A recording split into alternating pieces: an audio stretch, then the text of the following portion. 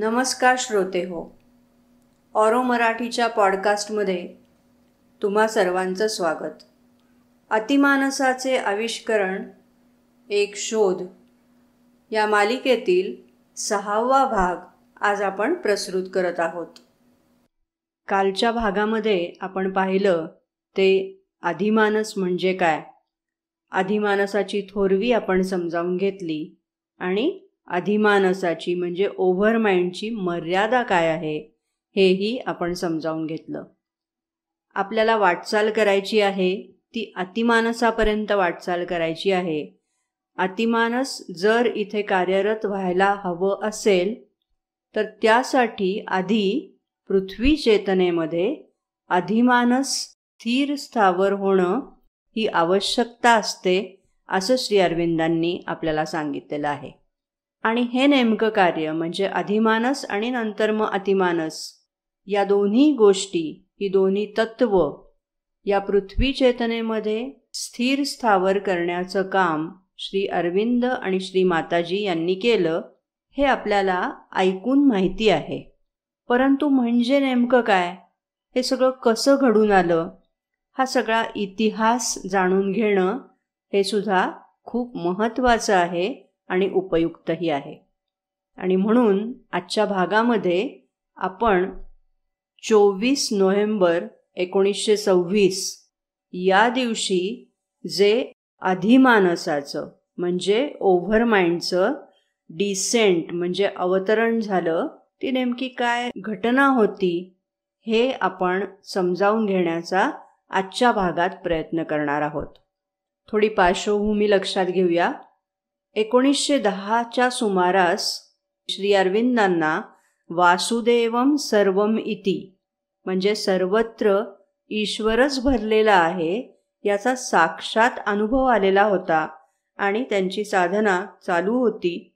यानंतर एका टप्प्यावर त्यांनी असं म्हटलेलं आहे की विश्वनिवासी गुरूंनी मला एक साधना सांगितली, त्या साधनेचे 10 चरण मला त्यांनी नेमून दिलेले आहेत आणि ती साधना मी आता करत आहे असं त्यांनी आपल्या भावाला लिहिलेल्या पत्रामध्ये लिहून ठेवलेलं होतं. आणि गेली 10 वर्ष ती साधना मी करत आहे असं 1920 साली श्री अरविंद त्या पत्रामध्ये लिहित आहेत. आता ही जी साधना होती म्हणजे 1910 ते 1920 या सालामध्ये श्री अरविंदांची अत्यंत तीव्र स्वरूपाची अशी साधना चालू होती. आणि आता इथे एक महत्त्वाची गोष्ट घडली आहे, ती म्हणजे 1920 साली श्री माताजी पॉंडेचेरीला कायमच्या वास्तव्यास आलेले आहेत. आणि मग स्वतः श्री अरविंदांनी हे म्हटलेलं आहे की श्री माताजी ह्या त्यांच्या समवेत सहभागी झाल्यानंतर त्यांच्या योग साधनेनी एक वेगळी उंची गाठली.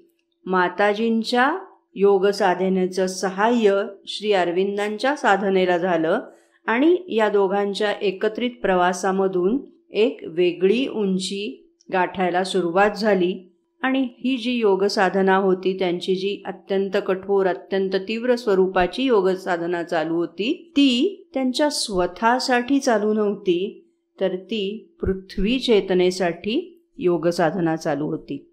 आणि मग 1920 ते 1926 हा जो कालखंड आहे ह्याच्यामध्ये ही साधना चालू आहे. ही 1926 सालापर्यंत आता एका निर्णायक टप्प्यापर्यंत येऊन पोचली आहे. याची जाणीव फक्त त्या दोघांनाच होती असं नव्हे, तर त्यांच्या समवेत राहणारे जे इतर साधक होते त्यांना श्री अरविंद आणि श्री माताजी मार्गदर्शन करत होते.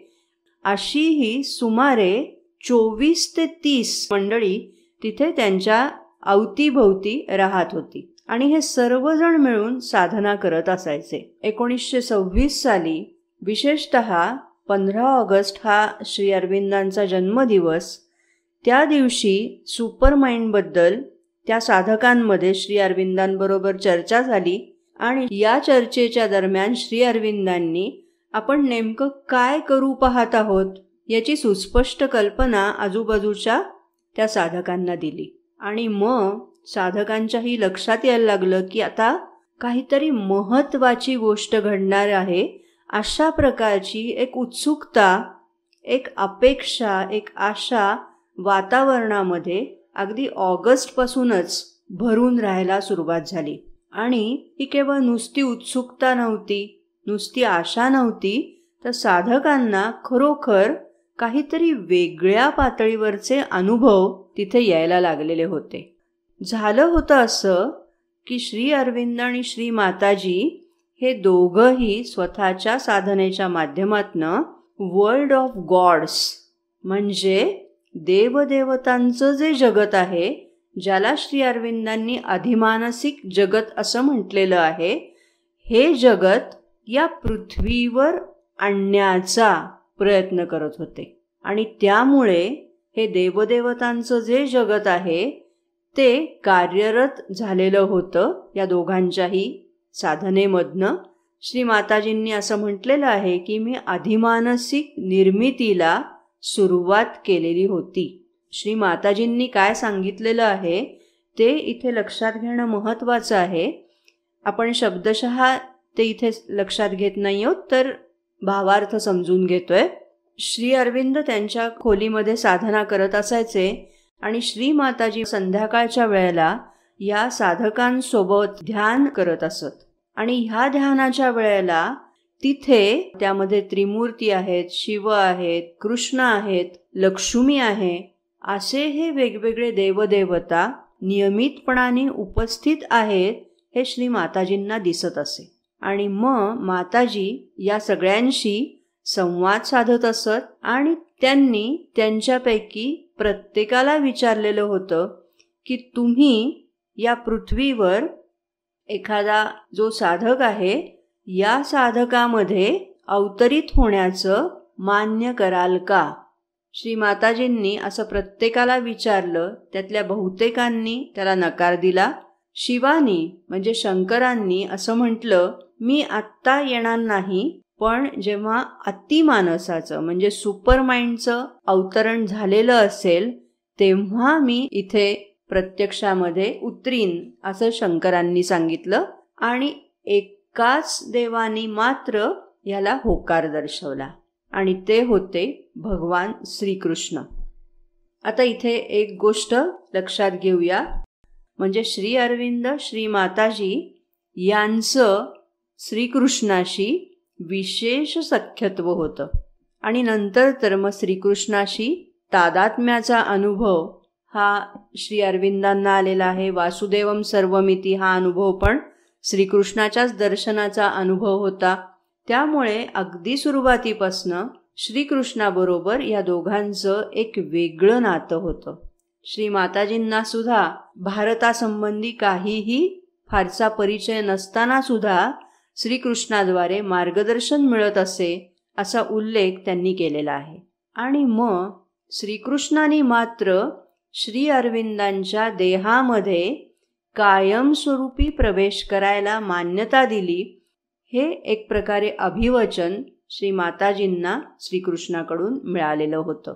आता इथे लक्षात घेण्याचा भाग असा की 11 नोव्हेंबर 1926च्या सुमारास श्री अरविंदांनी इव्हनिंग टॉक्स त्यांची जी चालत असत, इव्हनिंग टॉक्स नावाचं एक पुस्तकच त्यावर आधारित आहे. तर त्या इव्हनिंग टॉक्सच्या वेळेला, संध्याकाळच्या वेळेला ज्या चर्चा साधकांबरोबर चालत असत त्यामध्ये श्री अरविंदांनी 11 नोव्हेंबरला या साधकांना सांगितलेलं होतं की वर्ल्ड ऑफ गॉड्स हे मी अवतरित करण्याचा प्रयत्न करत आहे.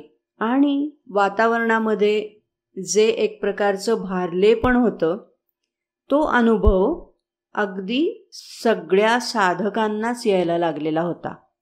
म्हणजे रोजचा दिवस जणू काही एक नवीन चमत्कार असं काहीतरी तिथे घडत होतं.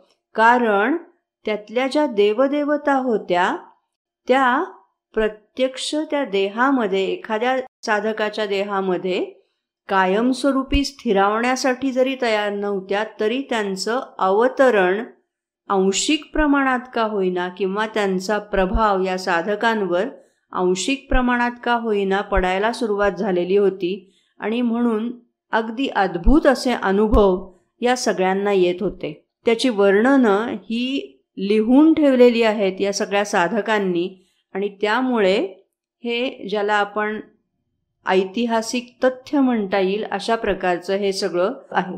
काही जणांनी असं लिहून ठेवलेलं आहे की त्यांना विलक्षण अशा शांतीचा आणि आनंदाचा, आंतरिक आनंदाचा अनुभव दिवसेंदिवस येत होता. आणि हे सगळं खरंच आहे का याचं त्यांनाच आश्चर्य वाटावं इतके हे सगळे विलक्षण अनुभव होते. आणि मग एका साधिकेने श्री अरविंदांना विचारलं की मला हा जो विलक्षण शांतीचा आणि आनंदाचा अनुभव येतोय तो खरा आहे का?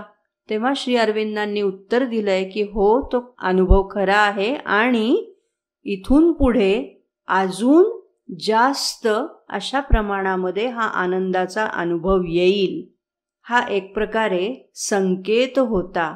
श्री अरविंदांना जे काही घडू पाहत आहे त्याचे संकेत मिळत होते, याचं निदर्शक ही गोष्ट आहे. इथे वातावरणाचा अनुभव कसा होता हे समजावून घेण्याचा प्रयत्न करूया. की रोज संध्याकाळी 4:30च्या सुमारास या चर्चांसाठी श्री अरविंद त्यांच्या खोलीमधनं बाहेर यायचे. साधक मोठ्या अपेक्षेने, उत्सुकतेने तिथे बसलेले असायचे, शांतपणाने बसून असायचे. श्री अरविंद कधी बाहेर येतात याची वाट बघत बसलेले असायचे. 15 ऑगस्ट 26 ते 24 नोव्हेंबर 26 कालावधीमध्ये मात्र श्री अरविंदांची 4:30ची वेळ लांबत चालली. म्हणजे मग ते कधी 6ला आले, मग कधी 7ला, मग कधी 8ला, पण तरी ही साधक मंडळी त्यांची वाट पाहत तिथे बसलेली असायची. श्री अरविंद काय सांगतायत याची उत्सुकतेने ती वाट बघत असायची. एकदा तर श्री अरविंद मध्यरात्रीनंतर बाहेर आले. आता ह्या सगळ्यावरनं आपल्याला कल्पना येऊ शकेल की किती तीव्र स्वरूपाची साधना श्री अरविंदांची चाललेली असेल. आणि मग तो दिवस उजाडला. कोणता दिवस? 24 नोव्हेंबर 1926, ज्याला आता सिद्धी दिन किंवा विजय दिन असं म्हटलं जातं.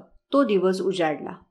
श्री अरविंद बाहेर जेव्हा आले तेव्हा माताजींना जाणीव झाली की प्रकाशाचं अवतरण झालेलं आहे.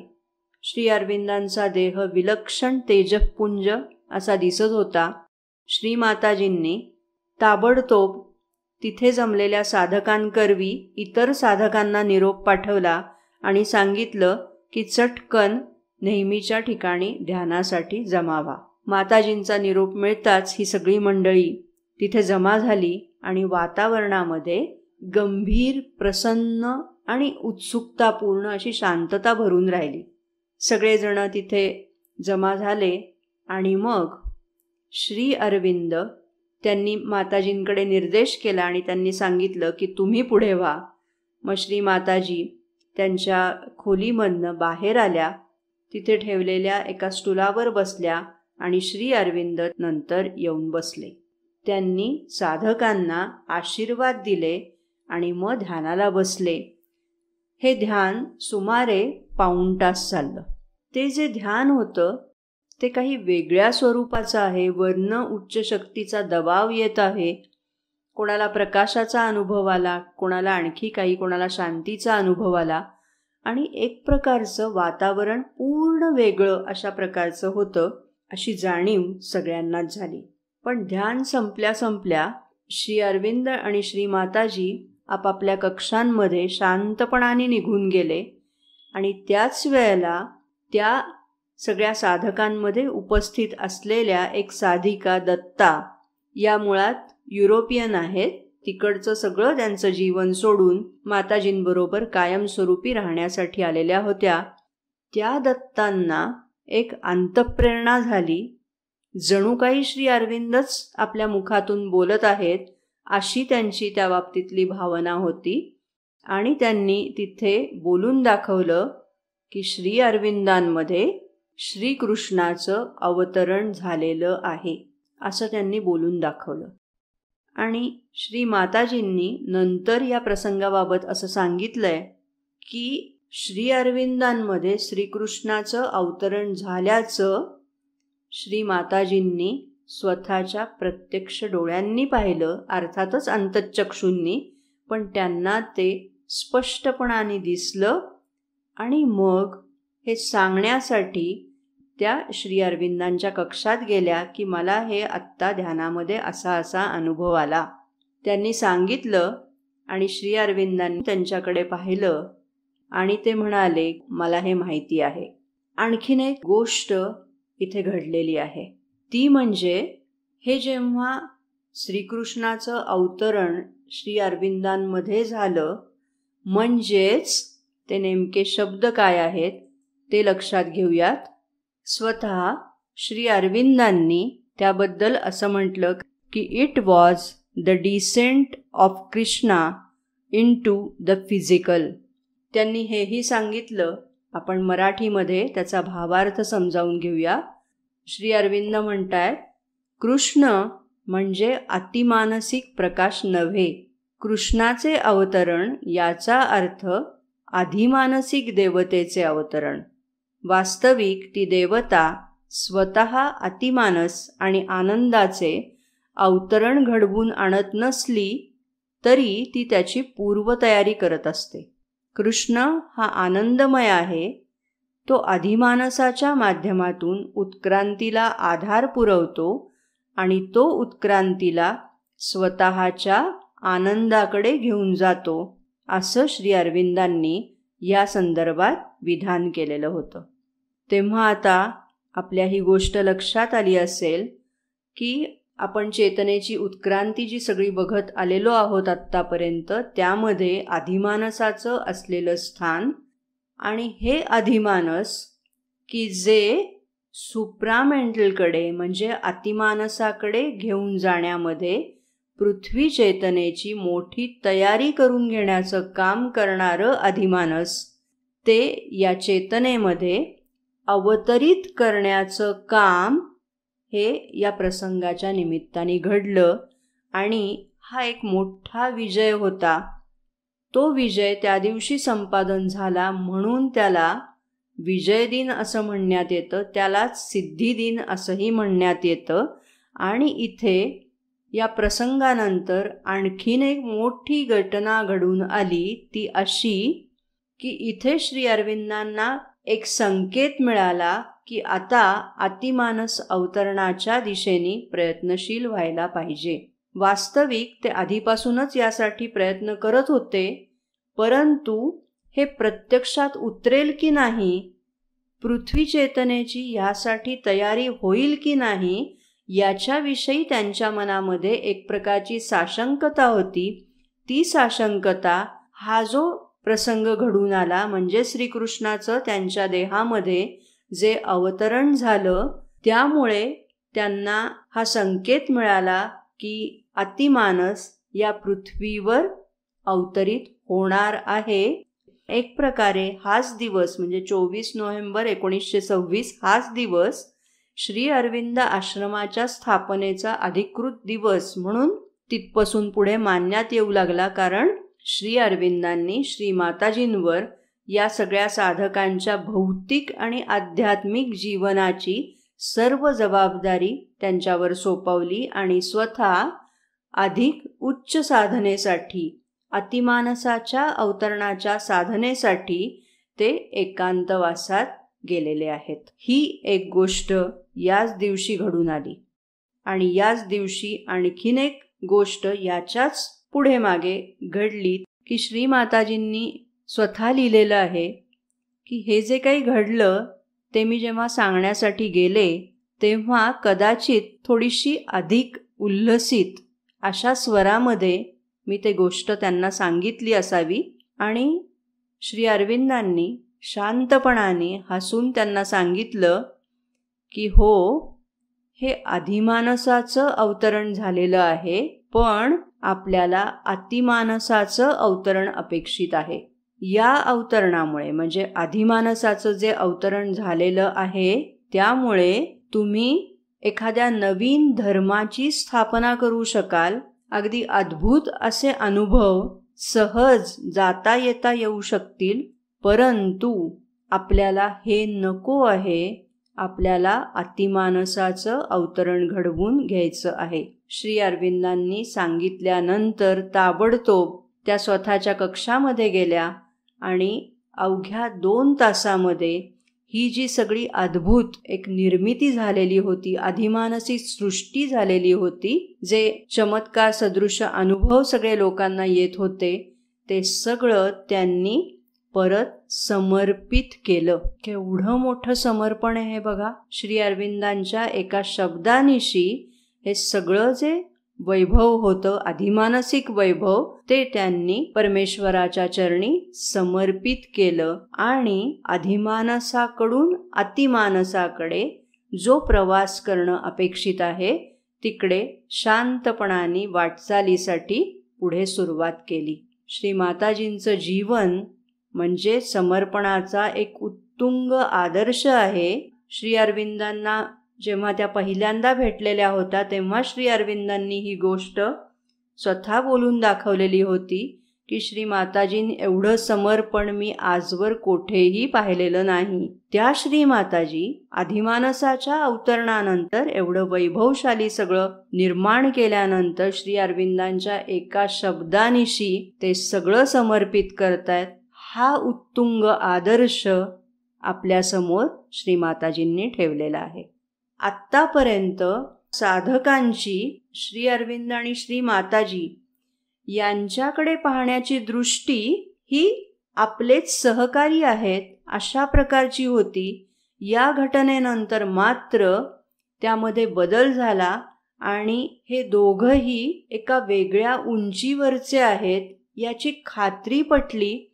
ती मान्यता करण्यासाठी जी तयारी व्हायला पाहिजे ती तयारी होईपर्यंत श्री अरविंद वाट पाहत होते आणि मग यानंतर कधीतरी श्री अरविंदांनी पहिल्यांदा मीरेला, म्हणजेच ज्यांना आपण माताजी असं म्हणतो, त्या मीरेला मदर असं संबोधायला सुरुवात केली. हाही बदल ह्या घटनेच्या आगेमागे कधीतरी घडून आला. तेव्हा अधिमानस चेतनेचं या पृथ्वी चेतनेमध्ये जे अवतरण झालं ते अवतरण हे श्री अरविंदांच्या देहामध्ये अवतरण झालं. श्री अरविंदांच्या माध्यमातून ते पृथ्वी चेतनेमध्ये झालेलं अवतरण होतं. ही घटना एकंदरच मानवाच्या आध्यात्मिक उत्क्रांतीच्या दृष्टीने महत्त्वाची आहे असं श्री माताजींनी म्हटलेलं आहे. आणि खरोखर आपल्याला हे कळू शकतंय आता जेव्हा आपण इतकं सगळं समजावून घेण्याचा प्रयत्न करत आहोत. त्यातनं आपल्या ही गोष्ट लक्षात येते की हा एक निर्णायक टप्पा होता, जो टप्पा 24 नोव्हेंबर 1926 या दिवशी पूर्ण झाला. एका नवीन पर्वाची सुरुवात झाली आणि श्री माताजी सगळ्या साधकांच्या भौतिक आणि आध्यात्मिक जीवनाची जबाबदारी स्वीकारता आहेत, त्यांना मार्गदर्शन करता आहेत, त्यांचे प्रश्न हाताळता आहेत आणि हळूहळू त्यांच्या भोवती या आश्रमाचा विस्तार होत गेला आणि अतिमानसाच्या अवतरणाच्या दिशेने एक मोठी महत्त्वाची घटना इथे घडून आली. आता उद्याच्या भागामध्ये अतिमानस म्हणजे नेमकं काय, ही काय संकल्पना आहे ते आपण समजावून घेण्याचा प्रयत्न करणार आहोत. तेव्हा आज आता इथेच थांबूया. धन्यवाद.